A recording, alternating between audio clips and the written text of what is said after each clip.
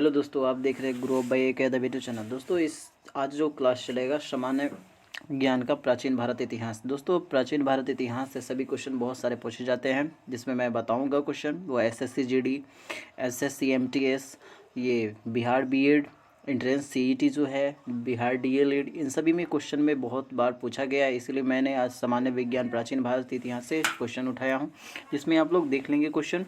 चलो क्वेश्चन चलते हैं। क्वेश्चन जो फर्स्ट है मेरा, वह युग जब जब पत्थरों के औजार उपयोग किए जाते थे को किस नाम से जाना जाता था। यानी कि कहने का मतलब है उस युग को क्या कहते हैं जिस वक्त, मतलब जिस युग में पत्थरों को औजार के रूप में उपयोग किए जाते थे। तो वह कोई युग क्या है? पाषाण युग। क्या है दोस्तों? पाषाण युग। पाषाण युग को कितने भागों में विभाजित किया गया? तो यह जो दोस्तों है यह 3 भागों में किया गया है, पूरा, मध्य और नव। यानी कि पूरा पाषाण काल, मध्य पाषाण काल और नव पाषाण काल। तो दोस्तों इनमें बांटा गया है। नेक्स्ट है पूरा पाषाण का, यानी कि पूरा पाषाण युग, यानी कि काल को भी कह सकते हैं कि मानव की आजीविका का मुख्य साधन क्या था। इन जो लोग थे, जैसे कि पूरा पाषाण काल के जो लोग थे, मानव थे, वह जो इनका जो साधन था, इनका आजीविका यानी कि जीवन किस तरह से चलते थे, ये शिकार और फल संग्रह। मतलब कहने का मतलब जो शिकार करके क्या करते थे, खाते थे, या फल को, यानी कि फल फूल जो होती थी, कुंद, ये सब जो कंद फूल, ये सब को ग्रहण करते थे। ठीक है। नेक्स्ट जो है पूरा पाषाण युग के मानव, जिन्हें आदि मानव भी कहा जाता है, के द्वारा किया गया प्रथम आविष्कार। यानी कि कह रहा है कि पूरा पाषाण काल के युग जो, यानी कि लोग के थे, मानव, जिन्होंने यानी कि यानी कि किसका आविष्कार किया गया था। प्रथम बार जो आविष्कार किया गया था पूरा पाषाण काल के जो लोग थे, वह प्रथम बार आविष्कार किसका किया था? तो आग का किया था। तो किसका, कैसे किया था दोस्तों? तो पत्थरों को पहली बार रगड़, मतलब कि किसी वक्त, यानी कि ये जो है 7th क्लास में या 6th क्लास में हिस्ट्री में पढ़ा जाता है कि वहाँ पर जो पत्थरों से आग को उत्पन्न किया जाता है। ठीक है। नेक्स्ट है क्या कि पूरा पाषाण मानव द्वारा बनाया गया प्रथम महत्वपूर्ण औजार क्या था। तो दोस्तों पूरा पाषाण में मानव द्वारा जो प्रथम औजार था वह कुल्हाड़ी था। क्या था? कुल्हाड़ी।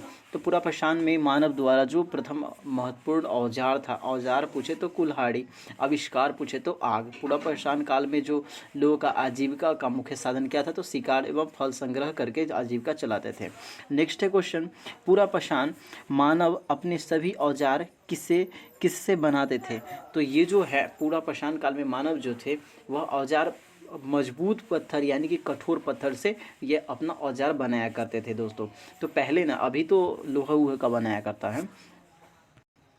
नेक्स्ट जो है पूरा पाषाण युग के शैल चित्रों में सर्वाधिक चित्रांकन किसका हुआ है। मतलब देखो दोस्तों, कह रहा है कि पूरा पाषाण काल में जो है शैल चित्रों में सर्वाधिक चित्रांकन, मतलब चित्र जो है सबसे ज़्यादा किसका हुआ है।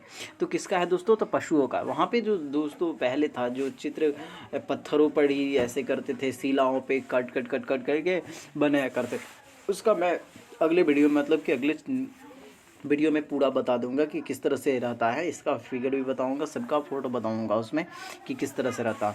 अभी चलते हैं पहले तैयारी की ओर। भारत में नवपाषाण, अब क्या है दोस्तों, नवपाषाण युग ईसा पूर्व किन वर्षों के बीच माना गया है। तो ये जो है 4000 से 2000 ईसा पूर्व को माना गया है। प्राचीन इतिहास के अध्ययन के संदर्भ में पाषाणिक शब्द का क्या तात्पर्य है। तो ये है जो आत्मनिर्भर या अर्थव्यवस्था। क्या है? प्राचीन इतिहास के अध्ययन के संदर्भ में नव पाषाणिक शब्द का अर्थ जो तात्पर्य है वह दोस्तों है आत्मनिर्भर या आत्मनिर्भर अर्थव्यवस्था, यानी कि सेल्फ डिपेंडेंट। नेक्स्ट है पशुपालन। क्या है? पशुपालन व कृषि के बाद नवपाषाण युग का सर्वाधिक महत्वपूर्ण आविष्कार क्या था। तो पहिया या चक्र का। ठीक है। किस युग में पहली बार मातृदेवी पूजा का स्पष्ट प्रमाण मिलता है। तो ये जो है नवपाषाण का, कब मातृदेवी पूजा का जो स्पष्ट प्रमाण था दोस्तों वह नवपाषाण युग में मिला था। नेक्स्ट है मिट्टी के बर्तन बनाने के लिए चाक का आविष्कार किस युग में किया गया। तो नवपाषाण। देखो दोस्तों, मिट्टी के जो बर्तन, वो चक्की नहीं होते चाक बनाने के लिए, अभी हाल फिलहाल में ऐसे लोग कुम्हार उम्हार के यहाँ देखा करोगे, तो वो जो है नवपाषाण युग में ये सब बनाया गया था। नेक्स्ट है क्या दोस्तों, मानव के व्यवस्थित और स्थिर जीवन अथवा अस्थायी निवास का प्रारंभ किस युग से हुआ? तो नवपाषाण से। देखो, मानव एक की व्यवस्थित और स्थिर जीवन का मतलब, कहने का मतलब जो है, पहले लोग चल चल के जीवन व्यतीत करते थे, यहाँ पे रहते थे, कभी वहाँ पे रहते थे, कभी 2 दिन वहाँ रहे तो वहाँ, इस तरह से रह रह के जीवन व्यतीत करते। लेकिन ये जो अब अस्थिर या अस्थायी किस युग से हो गए? तो नवपाषाण युग से। ये नवपाषाण काल से ये लोग अपना अपना अस्थायी जो जीवन निवास करना का प्रारंभ किया। ठीक है, नेक्स्ट है, मनुष्य ने कपास व ऊन काटने और कपड़ा बनाने की कला किस युग में सीखी? तो देखो दोस्तों, मनुष्य ने जो कपास व ऊन का यानी कि ऊन जो काटने का, जो कपड़ा बनाने का जो कला था, वह नवपाषाण युग में ही सीखा था। तो देखो दोस्तों, नवपाषाण से बहुत सारी क्वेश्चन हैं जिसमें से आप देख सकते हो। मैं बता भी दिया हूँ, नवपाषाण यहाँ से है, पूरा प्रश्न यहाँ आप देख लेना। देखो, ईसा पूर्व से ही ये स्टार्टेड है, 4000 से 2000 ईसा पूर्व से। तो देखो दोस्तों, भारत में नवपाषाण का युग जो है पूछेगा, युग कब से है? तो 4000 से 2000 ईसा पूर्व तक। उसके बाद कह रहा है कि ये जो नवपाषाणिक शब्द का तात्पर्य क्या? तो आत्मनिर्भर अर्थव्यवस्था। उसके बाद इसमें जो महत्वपूर्ण आविष्कार हुआ था पहिया या चक्र का। फिर कहता है कि मातृ देवी की पूजा भी नवपाषाण काल युग में हुई थी, नवपाषाण काल में हुई थी। उसके बाद कह रहा है ये चाक या चक्की जो आविष्कार होती है, जो अगर याद कर लो तो क्या इसको कहते हैं, कुम्हार, उन सब की याद कर लो तो नवपाषाण युग में। नेक्स्ट जो कहता है कि व्यवस्थित जीवन, अस्थायी निवास के जो प्रारंभ जीवन है वो नवपाषाण युग में, और ऊन काटने या कपड़ा बनाने की जो कला है वो नवपाषाण युग में। नेक्स्ट कह रहा है, तांबे की खोज मानव ने किस युग की, यानी कि किस युग में की? तो तांबे की खोज मध्य युग में, मध्यपाषाण युग में की थी। ठीक है, अगला चलते हैं। ताम्र पाषाण युग के पतन में किस धातु ने योगदान किया? तो देखो दोस्तों, ये कांसा का था। संभवतः ताम्रपाषाण काल में पूजनीय पशु था सांड। क्या था दोस्तों? सांड। यानी कि ताम्रपाषाण काल में पूजनीय जो पशु था वो उस वक्त सांड को पूजा किया जाता था। अक्सर भी लोग यहाँ पे देखना ऐसे क्या कहते हैं उसको वर्षा मान कर भी पूजा अभी भी फिलहाल में करते हैं। अभी उतना तो नहीं दिखाया जाता, लेकिन लगभग वही 2010-12 में बहुत सारे सांड को पूजा किया जाता था। उसमें एक पैर निकल जाए, अगर मान लो कि किसी को पैर, हाथ में उंगली में नहीं निकल जाता भाई, वो तीन का उस तरह से अगर मान लो कि किसी को पैर निकल जाए तो उसको पूजा किया जाता था बसा मान कर। देखो, नेक्स्ट है, रेडियो कार्बन C14 कैसी नवीन विश्लेषण पद्धति के अनुसार सिंधु सभ्यता की सर्वमान्य तिथि क्या निर्धारित की गई? तो ये जो है 2350 से 1750 ईस्वी में। देखो दोस्तों, ये जो है, ये अगर मान लो तो सिंधु सभ्यता आगे कहेगा, सिंधु सभ्यता के जो काल है वह कब से कब तक है? तो यह माना जाता है 2350 से 1750 ईसा पूर्व तक। हड़प्पा सभ्यता का सर्वप्रथम पता कब तथा किनके उत्खनन से हुआ? तो दोस्तों 1920 से 1921 ईस्वी में, 1920-21 में दयाराम साहनी, जॉन मार्शल के द्वारा इन्होंने पता लगाया गया था। ठीक है, खनन का पता लगा था।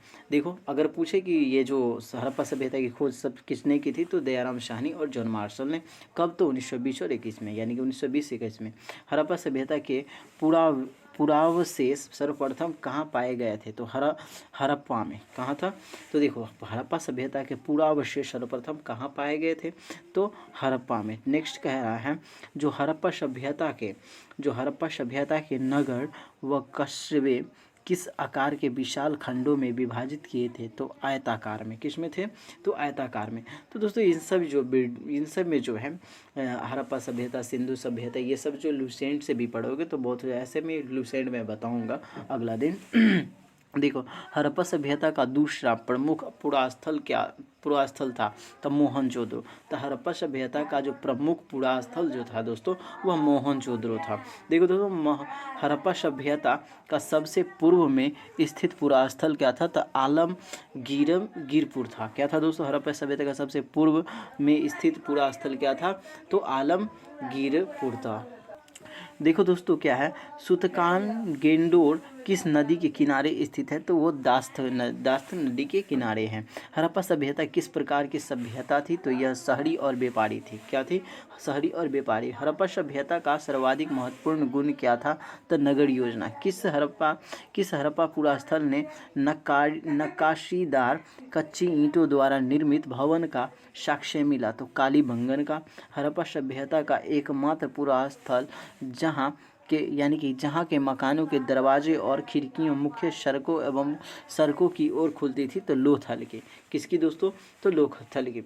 नेक्स्ट है कि किस पूरा यानी कि यहाँ पर देख लो, किस हड़प्पा पूरा स्थल से किस हड़प्पा स्थल से एक विशाल सार्वजनिक स्नानागार मिला? तो ये मोहनजोदड़ो में था। क्या था? मोहनजोदड़ो में। अब देखो, विशाल अगर पूछा जाए कि हड़प्पा स्थल में एक विशाल सार्वजनिक स्नानागार मिला, तो वह मोहनजोदड़ो में मिला था। क्या था? संभवतः कह रहा, संभवतः हड़प्पा सभ्यता की सबसे बड़ी इमारत कौन सी थी? तो इसका जो साक्ष्य है किस हड़प्पा स्थल यानी कि प्राप्त हुआ था, तो अन्नागार मोहनजोदड़ो में। नेक्स्ट है, किस हड़प्पा स्थल में एक उन्नत जल प्रबंधन प्रणाली के विकसित होने का प्रमाण मिला? तो ये धौलावीरा है। क्या है दोस्तों? धौलावीरा। नेक्स्ट है, हड़प्पा सभ्यता के अब तक ज्ञात सभी नगरों में किसे सर्वाधिक समृद्ध, सुव्यवस्थित व खूबसूरत नगर माना गया है? तो ये धौलावीरा है। हड़प्पा सभ्यता का मुख्य पेशा क्या था? तो शिल्पकारी। यानी कि हड़प्पा सभ्यता का जो दोस्तों यानी कि पेशा था वह शिल्पकारी था, यानी कि शिल्पकारी करना था। नेक्स्ट जो क्वेश्चन है, मनुष्य ने कपास व ऊन काटने और कपड़ा बनाने की कला किस युग से है? तो नवपाषाण। मैंने भी बोल दिया था कि कपड़ा बनाने की जो कला था मनुष्य में वह नवपाषाण काल यानी कि युग से ही है। तांबे की खोज मानव ने किस युग को? तो मध्यपाषाण युग को। मानव ने सबसे पहले किन अनाज की खेती की? तो गेहूँ और जौ की। ठीक है। आदिम यानी कि आदि मानव ने सबसे पहले किस पशु को? तो कुत्ता को। ये तो आंख मूंद कर याद कर सकते हो। चित्रकारी का प्राचीनतम साक्ष्य कहाँ से प्राप्त हुआ? तो भीमबेटका यानी कि मध्य प्रदेश से। प्रागैतिहासिक अवशेषों का अध्ययन करने वाले शास्त्र को आर्कियोलॉजी कहते हैं। प्रागैतिहासिक अवशेषों का अध्ययन करने वाले शास्त्र को क्या कहते हैं? तो आर्कियोलॉजी। नेक्स्ट है दोस्तों, मानव ने सबसे पहले किस धातु की खोज और उसके बाद उसका उपयोग किया था? तो तांबा का। क्या किया था? तांबा का। भारत के किस राज्य में अब तक सबसे सर्वाधिक 200 ताम्रपाषाणिक कालिक बस्तियों का पता चला है? तो ये महाराष्ट्र है। नेक्स्ट है, भारत का अब तक का सबसे बड़ा ताम्र संचय कहाँ पाया गया है? तो ये गुंगेरिया मध्य प्रदेश में, एमपी में है।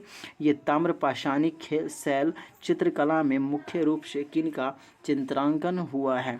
तो ये पशुओं का।